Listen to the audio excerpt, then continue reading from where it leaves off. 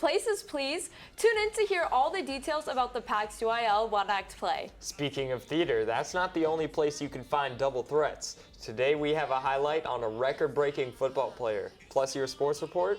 Sipping Pretty. Learn more about a Cedar Park hangout hotspot right down the street. Need some extra money for those crazy college tuitions? Jack Polishuk has us covered with our Scholarship of the Week. Plus, Emma Jamil has the top 3 things you need to know for today. And finally, say thank you to your teachers with another edition of Giselle Muniz's Appreciative segment. Turn it up because the Wolfcast starts now.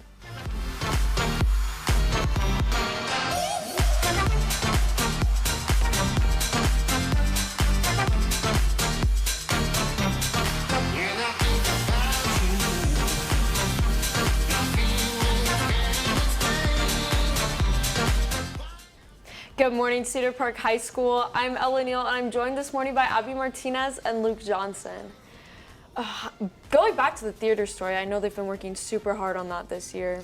Yeah, definitely. I mean, Cedar Park's had a great history of just like good production shows. Exactly. I'm very excited. And glad that they're still able to put on their plays, or whether it's an audience or not, just still be able to work on it. Definitely. It's UIL season for theater, and this year the PAC is putting on quite the play. The play focuses on a boy whose mom is dying of cancer and a monster who comes to visit him in his dreams. Reporter Reagan Hill has more. Thanks, Ella. From a book to a movie and now to a play, the show A Monster Calls is what the theater department is putting on this year. And the cast and crew of the play says it would be pretty challenging to pull off. COVID certainly puts a damper on things. Many problems arise from performing a play during the midst of a pandemic. However, the theater department has found a safe way to put on their show. We're having to social distance, we're having to be extra clean and sanitize everything. Our biggest challenge is within our show trying to maintain social distancing when it's supposed to be a show about a very intimate relationship between mother and son, and trying to find ways to resemble that very close familial touch, but also keep everyone safe and distant. This year's UIL play is nothing like the theater department has ever done before. It's said that it will showcase more of an experimental and abstract flow throughout the play. The actors have the opportunity to create the nightmares that the boy experiences through their bodies and sounds. So it's very experimental in parts. And this is really abstract. That the monster is part of a tree that comes to life. It's just been, I don't know, it's really exciting because it's new. So the whole idea is that there is this monster, and this monster tells Connor, who's the main character, he tells Connor these stories that will help him in his life. And so the entire ensemble at points becomes this monster and becomes this nightmare that the monster is telling, and ultimately really helps Connor understand what's going on in his life and come to terms with reality.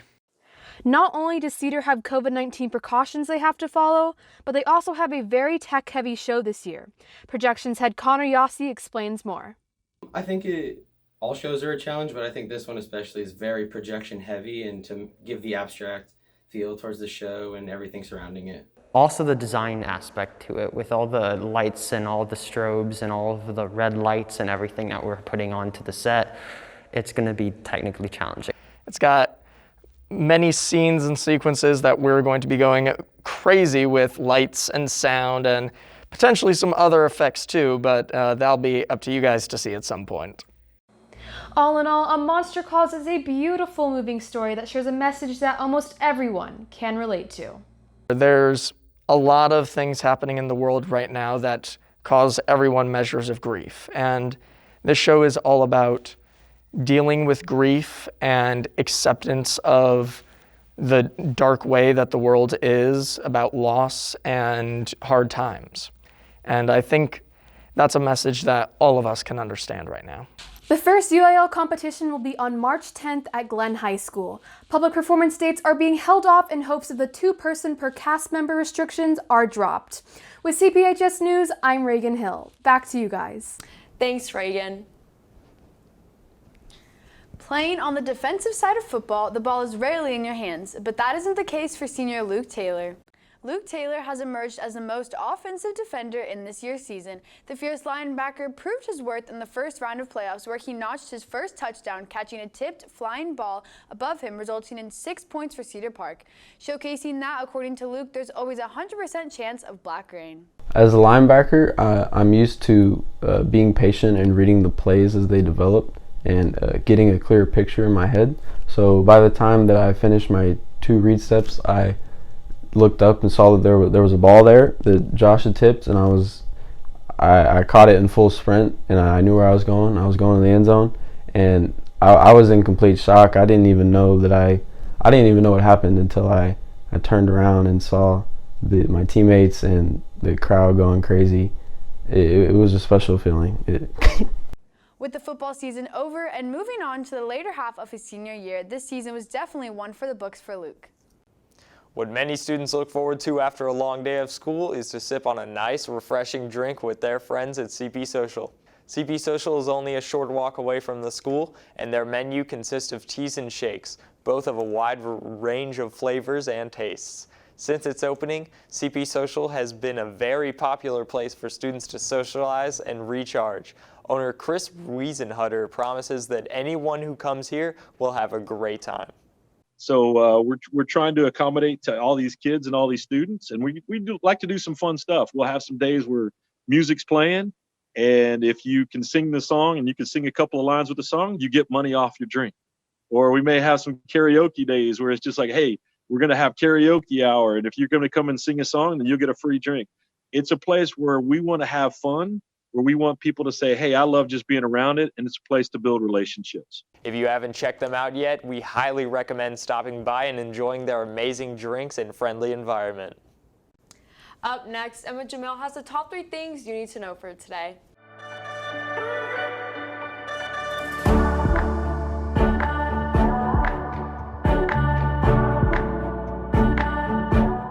Good morning, Cedar Park. I'm reporter Emma Jamil with your top 3 things you need to know for today. Up first, Cedar Park was named one of the best cities for working from home, with lots of bike trails, good home prices, and 80% of residents living in a 10-mile radius of a park. Next, 10 Republican senators issued an open letter to President Joe Biden on Sunday, citing his calls for unity and asking to discuss a COVID-19 relief package. The proposal, which does not include a price tag, comes after Biden offered up a $1.9 trillion COVID-19 relief package of his own, and as many Democrats are expressing a desire to see another round of stimulus help. And lastly, a powerful winter storm has hammered the western United States last week, came roaring through the Midwest and into the East on Sunday, with meteorologists warning of blizzard conditions and up to 2 feet of snow in some areas. State agencies and local officials warned residents to prepare for strong winds, possible flooding, and power outages on top of the snow. That's all I have for you today. With CPHS News, I'm Emma Jamil. So, Cedar Park being a great place to work from home, how about that? Yeah, I mean, I'm not surprised. Both my parents are working from home this season, so I mean, I'm sure there are many others as well. Yeah, I know a lot of people, not mine personally, but I know definitely a lot of people, and there's a lot of great places around here to work from home. Yeah. Heads up, Katie Whitmarsh and Luke Johnson are coming at you with your sports report. Hello, Cedar Park, and welcome back to the Wolfcast Sports Report. I'm Luke Johnson. And I'm Katie Whitmarsh. Over the weekend, we had our girls basketball team close out a wonderful season. Winning the district championship game, the Lady Timberwolves took down the Georgetown Eagles on Saturday, 39-20, winning their 16th game out of 17 games played. This is their 4th straight district win for the program. Info regarding postseason will come shortly. Great job, ladies. Speaking of the Georgetown Eagles, that's who our boys basketball team will face tomorrow here at home starting at 8. This 15-6 Georgetown team will be a tough one, but I have faith our guys can pull it out. Good luck, team. Kicking it over to soccer, the boys went up against Leander on Friday and drew in a goalless stalemate. That's just one of the things about soccer. Nothing can happen. Absolutely. They will be in search for some goals in this next matchup against Liberty Hills at home starting at 7:15. Much like goals, this team is searching for their first win of the season. I know they got this one. Lastly, softball season is starting up with a scrimmage against Bowie High School. Much like our games coming up this week, this one is at home as well, looking to tee off at 6:30. So excited to see more sports popping up as we move further through the year. Same here. Well, that's all we have for you today. With CPHS News, I'm Luke Johnson. And I'm Katie Whitmarsh. Deadlines are approaching fast, seniors. Don't miss out on your chance to apply for this week's scholarship. Thanks, y'all. Are you interested in designing clothes with duct tape? Then the Stuck at Prom scholarship might be for you. Students must create either a dress or a suit using only duct tape. When students are finished, you need a high-resolution photo of you wearing the dress or suit. Winner is also chosen by vote at duckbrand.com/stuckatprom. Winner will be chosen in April. Tune in next week for a new scholarship.